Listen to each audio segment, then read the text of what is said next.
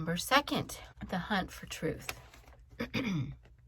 I take a wolf's rib and whittle it sharp at both ends and freeze it in blubber and place it out on the fairway of the bears. And when it has vanished, I move out on the bear tracks, roaming in circles for days. Galway Canal. The way that Eskimo hunt bear for food is powerfully captured in Galway Canal's poem, The Bear. Yet just as Eskimo hunt food for survival, we often find ourselves searching for inner food known as truth. For the authenticity of living is not just an interesting idea or an eloquent feeling. Authenticity, the experience of truth, is our richest food. Without it, we will freeze to death. Two lessons happen to Cannell's Eskimo that are difficult to take in. On the third day out, the hunter is starving as much as the hunted, and at nightfall he stoops, as he knew he would, to gnash down a bear turd sopped in blood.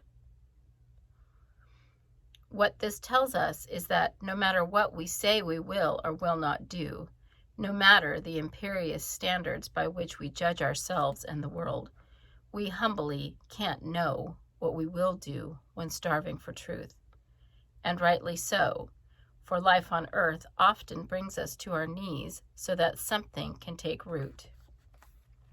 When dying of cancer, I, a proud Jew who vowed never to kneel, found myself on my knees before a Catholic healer who laid hands on the tumor on my brain. While feeding on truth can disrupt the ways we like to see ourselves, it can also deeply affirm that we as human beings are resilient beyond anything we can imagine. This is true. A second imperative occurs when the Eskimo, 7 days out, is half frozen as the bear finally dies, and he is forced to enter the gutted cavity of the bear to survive the cold. For those of us who search for the truth in cold modern streets, we are told here that arriving at the truth is not enough. We need to put it on, to inhabit it, to actually enter and wear the truth. So where do we begin?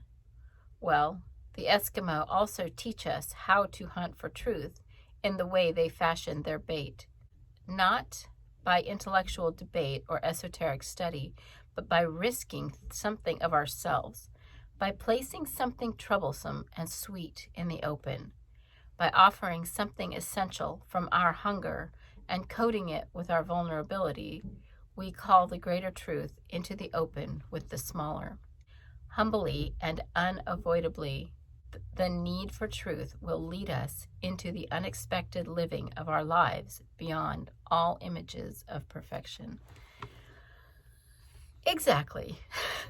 And that is having to do with yesterday, like at what point is good enough for you? And what are you willing to give up? Where are you going to allow yourself to be vulnerable in exchange for living authentically?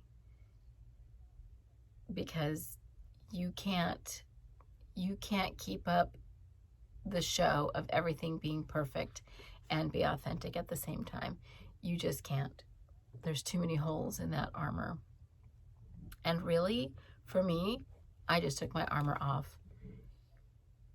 So for many months, maybe even a couple of years, I just walked around feeling naked. I just decided to let myself be completely vulnerable. If you had weapons or ammunition that you wanted to use against me, go ahead.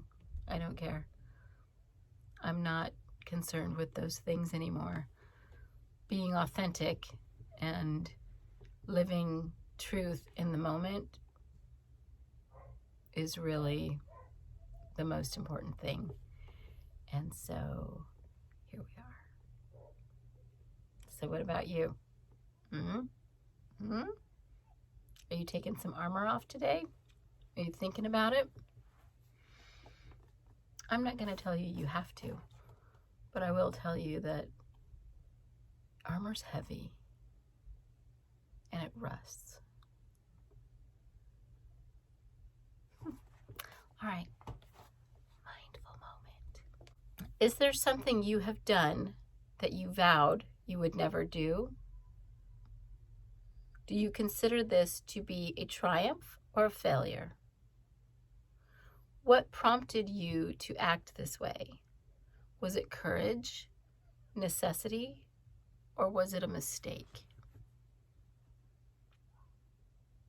How has your life changed for this unexpected experience?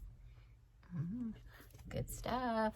Lots of stuff to think about. And I think this is one of those things that you should video yourself. Answer those questions. Like, write them down. Video yourself asking the questions and giving the answers. Anyway, I love you. Thank you for hanging out in my closet with me.